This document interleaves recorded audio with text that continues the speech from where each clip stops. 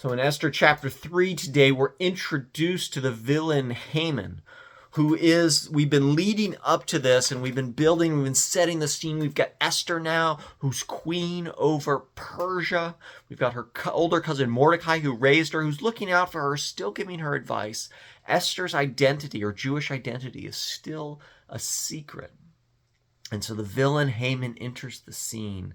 And Haman, very wealthy, loves the trappings of power. And so Haman will go out into the city, and everyone will kneel before him except for Mordecai, who will only kneel before God. And it enrages Haman.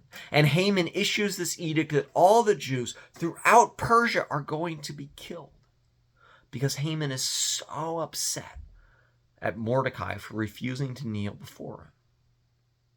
And so this is chapter 3. This is the tension that's introduced. And Esther's caught in the middle of this because she's a Jew.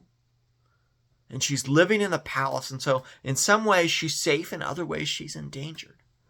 And so Haman has the king issued this edict and sets the scene for a conflict. And what we have here, right, is we have this absurd enemy trying to tear everything apart. And what we see in the world today is that enemy, right, from the beginning of creation, has been tearing at God's good creation. And that, right, we see in the garden when the serpent shows up and tempts Adam and Eve, and then we see brokenness between humans and God. We see brokenness between humans. We see brokenness within humans and sickness and death, brokenness between humans and natural world. And we see it, and we've been experiencing because this enemy is actively tearing at God's creation. And we experience it in ourselves, in our relationships, in our bodies, in so many ways. And what Esther 3 is telling us is there's always been an enemy present trying to lead things toward chaos, and God alone can set things right.